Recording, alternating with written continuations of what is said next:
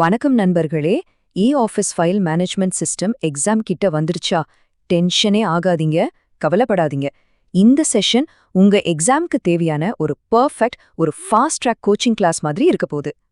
இப்போ உங்க கையில ஒரு பெரிய யூசர் மேனுவல் கொடுத்து படிங்கன்னு சொன்னா எப்படி இருக்கும்? அத பார்த்து பயப்படவே வேண்டாம். அந்த பெரிய மேனுவல சிம்பிளா பரீட்சைக்கு என்ன தேவையோ அந்த பாயிண்ட்ஸா உடைச்சு சொல்றதுக்கு தான் நான் இருக்கேன். வாங்க நாம சேர்ந்து இந்த எக்ஸாம சூப்பரா பண்ணலாம். சரி, இன்னைக்கு நாம என்னென்னலாம் பார்க்க போறோம்னு ஒரு சின்ன ஓவர்வியூ. முதல்ல ஆஃபீஸ்க்கு ஒரு அறிமுகம், அப்புறம் உங்க ஆஃபீஸ் ஐடென்டிட்டி பத்தி தெரிஞ்சுக்கலாம். அடுத்து இன்ஃபர்மேஷனை எப்படி மேனேஜ் பண்றது, ஃபைல்ஸை எப்படி உருவாக்குறது, அதை எப்படி ப்ராசஸ் பண்ணி அனுப்புறது, கடைசியா உங்க டிஜிட்டல் டேபிளை எப்படி நீட்டா வச்சுக்கிறதுன்னு பார்க்க போறோம். இந்த 6 டாபிக்கையும் கவர் பண்ணிட்டா போதும், நீங்க எக்ஸாம்க்கு ஆல் செட். ஓகே, வாங்க நம்மளோட முதல் பகுதிக்குள்ள போகலாம். ஆஃபீஸ்க்கு வரவேற்கிறோம். இது ஒரு டிஜிட்டல் பணியிடம். சிம்பிளா சொல்லணும்னா பேப்பர் ஃபைல்ஸ்ல இருந்து கம்ப்யூட்டர் ஃபைல்ஸ்க்கு மாறுறதுக்காக உருவாக்குன ஒரு சிஸ்டம். இது ஒரு பிரவுசர் பேஸ்ட் அப்ளிகேஷன். இதுதான் இதோட ரொம்ப ரொம்ப பேசிக்கான விஷயம். இப்போ ஆஃபீஸ்க்கு ஒரு டெஃபினிஷன் பாருங்க. இது ஒரு டிஜிட்டல் ஒர்க் பிளேஸ் சொல்யூஷன். இதுல 2 வார்த்தைகள் ரொம்ப ரொம்ப முக்கியம். பரீட்சையில கண்டிப்பா ஞாபகம் வச்சுக்கோங்க. ஒன்னு டேட்டா செக்யூரிட்டி, அதாவது தரவு பாதுகாப்பு. இன்னொன்னு டேட்டா இன்டெகிரிட்டி, அதாவது தரவு நேர்மை. இந்த 2ம் தான் ஒரு நல்ல சர்வீஸை கொடுக்க உதவுது. ஓகே, இப்போ படிச்சதுல இருந்து ஒரு சிம்பிள் கொஸ்டின். ஆஃபீஸ் அப்படிங்கிறது என்ன மாதிரியான அப்ளிகேஷன்? ஆப்ஷன்ஸ் பாருங்க.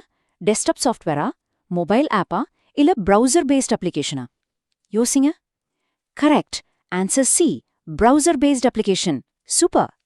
அடுத்ததா நம்ம 2வது முக்கியமான பகுதிக்கு வந்தாச்சு. உங்க ஆஃபீஸ் அடையாளம், அதாவது யூசர் ரோல்ஸ் மற்றும் ஆக்சஸ் கண்ட்ரோல். சிம்பிளா சொன்னா ஆஃபீஸ்க்குள்ள நீங்க லாகின் பண்ணதும் உங்களுக்கு என்னென்ன தெரியும், நீங்க என்னென்னலாம் செய்ய முடியுங்கிறது உங்களுக்கு கொடுத்திருக்கிற ரோலை பொறுத்து தான் அமையும். இது ரொம்ப முக்கியமான கான்செப்ட். இந்த டேபிள பாருங்க. இது பரீட்சைக்கு ரொம்ப ரொம்ப முக்கியமான ஒரு பகுதி. இதுக்கு பேரு சர்ச் ஸ்கோப், அதாவது நீங்க எங்கெல்லாம் தேடலாம்னு சொல்றது. இதுல 4 வகை இருக்கு. குளோபல்னா முழு மினிஸ்ட்ரியில இருக்கிற யூசர்ஸையும் பார்க்கலாம். டிபார்ட்மெண்ட்னா உங்க டிபார்ட்மெண்ட்ல மட்டும். செக்ஷன்னா உங்க செக்ஷன்ல மட்டும். இண்டிவிஜுவல்னா நீங்க மட்டும்தான். இதை ஈஸியா ஞாபகம் வச்சுக்க ஒரு லைப்ரரி மாதிரி நினைச்சுக்கோங்க. குளோபல்னா முழு லைப்ரரி, இண்டிவிஜுவல்னா உங்க டேபிள்ல இருக்கிற புக்ஸ் மட்டும். அவ்வளவுதான். சரி, இப்ப பார்த்ததிலிருந்து இன்னொரு கேள்வி. ஒரு யூசர் அவரோட முழு மினிஸ்ட்ரியோட ஃபைல்ஸையும் பார்க்கணும்னா எந்த சர்ச் ஸ்கோப் யூஸ் பண்ணுவாங்க? போன ஸ்லைட் ஞாபகம் இருக்கா? செக்ஷனா, இண்டிவிஜுவலா, டிபார்ட்மெண்டா இல்ல குளோபலா? முழு மினிஸ்ட்ரின்னு சொல்லிட்டோம், அப்போ கண்டிப்பா அது குளோபல் தான். சரியான பதில் டி. அடுத்ததா 3வது பகுதிக்கு போலாம். ஒரு ஃபைல் கிரியேட் பண்றதுக்கு முன்னாடி முதல்ல இன்ஃபர்மேஷன் எப்படி சிஸ்டம்குள்ள வருதுன்னு தெரிஞ்சுக்கணும் இல்லையா? அதைத்தான் இங்க பார்க்க போறோம். இதுல டாப் ஆல் ரிசீவ்டுன்னு 2 முக்கியமான வார்த்தைகளை நாம கத்துக்க போறோம். சரி, ஒரு ரிசீப்ட்னா என்ன? வெளியிருந்து வர ஒரு லெட்டர் அல்லது டாக்குமெண்ட்டுக்கு பேர் தபால். இந்த தபால் எப்போ ரிசீப்ட் ஆகுதுன்னா அதை டயரைஸ்ட் பண்ணும்போது தான். டயரைஸ்ட்னா ஒன்றும் இல்லை, அதை ஸ்கேன் பண்ணி சிஸ்டம்ல என்டர் பண்ணி அதுக்கு ஒரு யூனிக் நம்பர் கொடுக்கறது. அந்த நம்பர் கொடுத்ததுக்கு அப்புறம் தான் அது ஒரு அதிகாரப்பூர்வமான ரிசீப்ட் ஆகுது. இப்போ ஒரு சிம்பிளான கேள்வி, சரியா தப்பான்னு மட்டும் சொல்லுங்க. ஆஃபீஸ்க்கு வர எந்த ஒரு பேப்பர் லெட்டரும் ஆட்டோமேட்டிக்கா ஆஃபீஸ்ல ஒரு ரிசீப்ட் ஆயிடுமா? யோசிச்சு சொல்லுங்க. ஆன்சர் தவறு. ஏன்? ஏன்னா அது முதல்ல டயரைஸ்ட் ஆகணும், அதாவது சிஸ்டம்ல பதிவு செய்யப்படணும். அதுக்கப்புறம் தான் அது ரிசீப்ட். ஓகே, இப்ப நாம ஆஃபீஸோட முக்கியமான பகுதிக்குள்ள நுழையிறோம். அதாவது ஃபைல்ஸை எப்படி கிரியேட் பண்றது, எப்படி எடிட் பண்றதுன்னு பார்க்க போறோம். இதுதான் நம்மளோட டிஜிட்டல் ஒர்க் ஸ்பேஸ். ஒரு புது ஃபைல் எப்படி கிரியேட் பண்றதுன்னு பாருங்க. ரொம்ப சிம்பிள். ஸ்டெப் 1, ஸ்கிரீன்ல தெரியற கிரியேட் நியூ பட்டனை கிளிக் பண்ணணும்.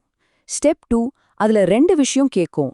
ஒன்னு ஃபைலோட நேச்சர், அது எலக்ட்ரானிக்கா இல்ல பிசிக்கலான்னு செலக்ட் பண்ணணும். அடுத்து டைப், அது நான் எஸ்எஃப்எஸ்ஸா இல்ல எஸ்எஃப்எஸ் ஆன்னு செலக்ட் பண்ணணும். இந்த 2 ஸ்டெப்பும் ரொம்ப முக்கியம். சரி, போன ஸ்லைட்ல நான் எஸ்எஃப்எஸ், எஸ்எஃப்எஸ்ன்னு பார்த்தோமே, அதுக்கு என்ன வித்தியாசம்? இது பரீட்சையில அடிக்கடி கேட்குற கேள்வி. நான் எஸ்எஃப்எஸ்னா சிஸ்டம்ல ஏற்கனவே இருக்கிற ஃபைல் ஹெட்டிங்ஸ்ல இருந்து தான் நீங்க செலக்ட் பண்ண முடியும். இதுல கொஞ்சம் ரூல்ஸ் இருக்கு. ஆனா எஸ்எஃப்எஸ், அதாவது சிங்கிள் ஃபைல் சிஸ்டம்ல உங்களுக்கு முழு சுதந்திரம். எந்த கட்டுப்பாடும் இல்லாம நீங்களே ஃபைல் நம்பரை என்டர் பண்ணலாம்.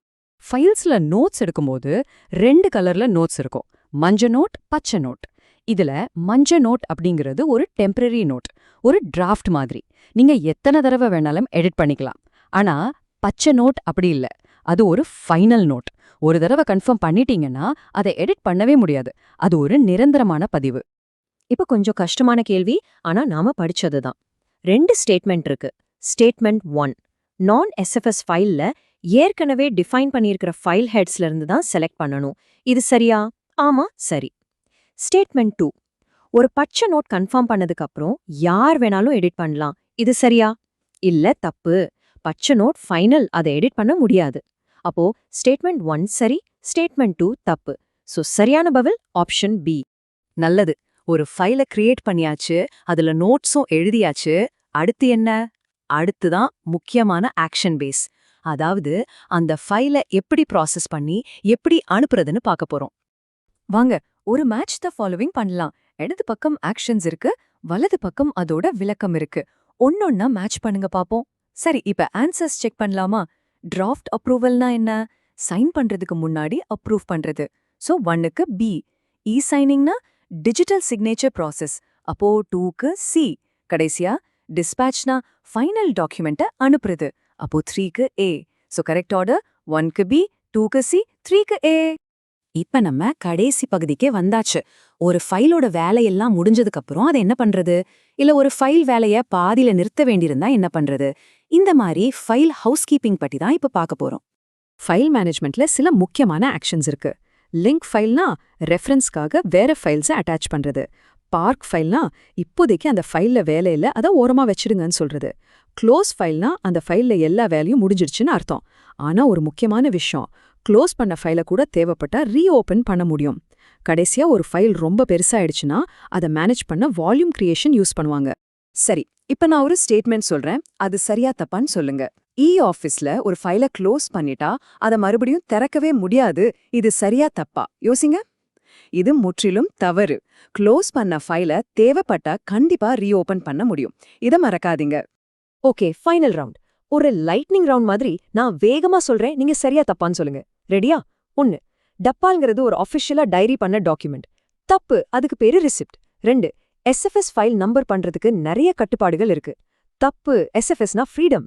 3 ஒரு ஃபைலை பார்க் பண்றதுன்னா அதை டெலீட் பண்றதுன்னு அர்த்தம். தப்பு, அது தற்காலிகமா ஒதுக்கி வைக்கிறது. 4 உங்க பிரெஃபரன்சஸ்ல நோட்டிஃபிகேஷன் செட் பண்ணிக்கலாம். சரி, இது சரி. சூப்பர். இப்போ நீங்க எல்லாருமே ஒரு இ ஆஃபீஸ் எக்ஸ்பர்ட் மாதிரி தான். இவ்ளோ கத்துக்கிட்டதுக்கு அப்புறம் ஒரு சின்ன கேள்வி. இந்த சிஸ்டமா இன்னும் பெட்டரா மாத்தணும்னா நீங்க என்ன ஃபீச்சரை சேர்ப்பீங்கன்னு ஒரு நிமிஷம் யோசிச்சு பாருங்க. இந்த செஷன்ல என் கூட இருந்த எல்லாருக்கும் ரொம்ப நன்றி. உங்க பரீட்சையில நீங்க எல்லாரும் நல்லா பண்ண என்னுடைய மனமார்ந்த வாழ்த்துக்கள்.